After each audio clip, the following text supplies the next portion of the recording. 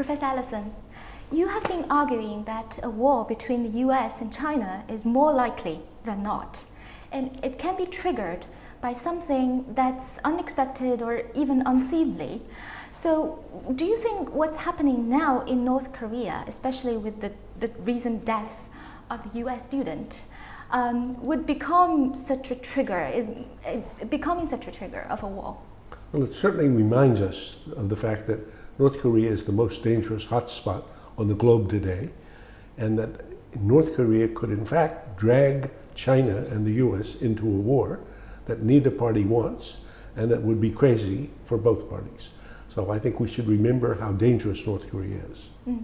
You are probably the first scholar to have applied this Thucydide trap theory to the modern US-China relationship. About this theory or concept and the research you've done about the conflicts for the past 500 years, could you tell us a bit more? Sure. So the concept comes from Thucydides, the founder of history, who wrote 2,500 years ago about the competition between the two great city-states in classical Greece. And he wrote this famous line that it was the rise of Athens and the fear that this instilled in Sparta that made the war inevitable.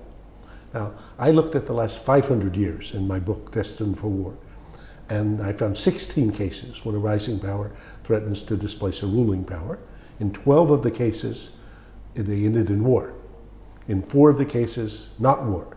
So inevitable is exaggeration, but dangerous, extremely dangerous, is not an exaggeration. But before this interview, I did a small survey among my colleagues, friends, some Chinese government officials and some foreign correspondents based in China.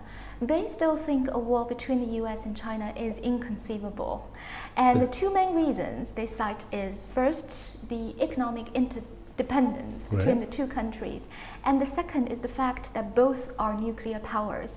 But you seem to think that neither of these two is sufficient to prevent a war. Well, that's a very good point, and I think that I certainly do believe that neither is sufficient. Both are important factors.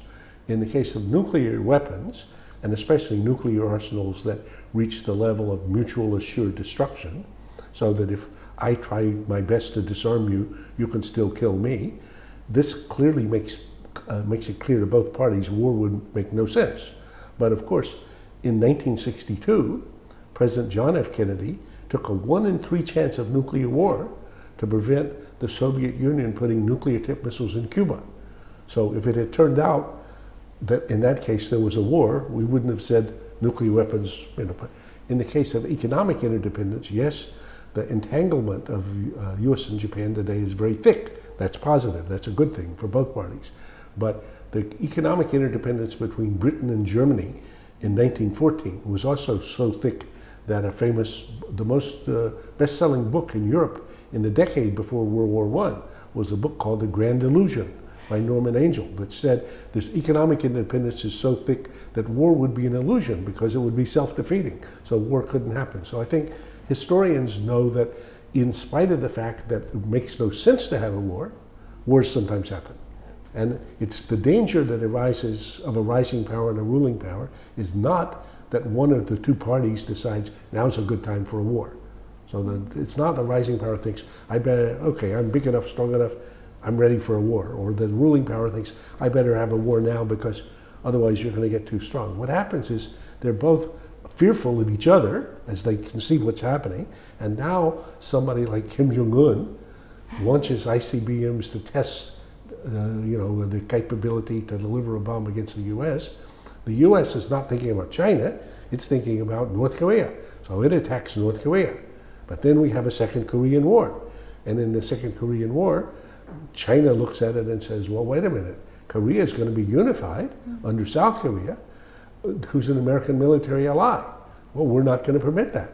So that's exactly how China entered the first Korean War in 1950 to prevent the US unifying Korea with a military ally on its border. So you've said business as usual will produce history as usual.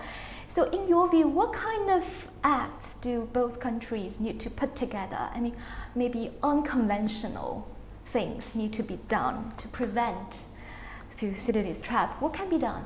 Well, the first thing I think is to recognize that the severe danger that arises between a rising power and a ruling power, and really to be very candid with each other about ways in which other parties' actions and events could drag us into a war.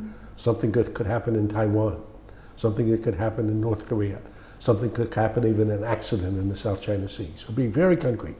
And then secondly, we should stretch our minds way beyond the current orthodoxy to address the problems like adults. So should it be possible for China and the US, as Lee Kuan Yew said, to share Asia in the 21st century? So China has quite a lot of things to do at home. The US has more than enough to do at home. So the answer is, I think if you could imagine adults sitting down thinking very broadly, okay, so this really is unacceptable. With this, I could shelve for 25 years or 50 years. And this, I could adjust or, even compromise. So I would say that there's quite a lot of material to build on. There's the nuclear weapons, which are not going to go away. There's the economic entanglement, which is to the benefit of both parties. There's climate, where there's no way China is going to deal with the global climate problem by itself. There's no way the US is going to deal with it by itself. So unless they work together 100 years from now, we're going to have a climate that's uninhabitable. Now, not all Americans seem to agree with this view currently, but it's a fact. So, eventually Americans will come around to adjusting to it. So there's a lot to build on there. And I, in the book, suggest even we might take a page from Thucydides. He talks about Pericles, who was the great leader of Athens. Pericles negotiated something he called the 30-year peace. The 30-year peace with Sparta was that we'll basically freeze the situation for 30 years with a little adjustment, but basically concentrate on our own problems for 30 years. And then we can see where we are. So I would say adults could easily imagine China saying, do we have enough to do at home for 30 years? I think we do. The US, do we have enough to do at home for 30 years? I think we do. Both the US and China now have a very strong political leader. So the last question, do you think the rivalry between the two countries, if they end up in a Thucydides trap in this generation, will the rivalry between the two countries actually, fundamentally, is the rivalry between the two men? Well, that's an interesting question. So in some ways, both Xi and Trump are expressions of a rising power and a ruling power. Long before Trump had his slogan about "Make America Great Again," Xi Jinping in 2012 announced, in effect, "Make China Great Again." It's called a great rejuvenation of the great Chinese people. So a rising power says, I should be great. And in the Chinese case, we should be great like we were forever, except when the Westerners came and interfered. And in the ruling power, being fearful, as we've seen the rise of China and other things making the US position less secure, thinks, well, we should make America great again too. So I would say that personalities enhance the basic Thucydidean dynamic, and now then each of them have their own particular peculiarities. Probably the American more than the Chinese.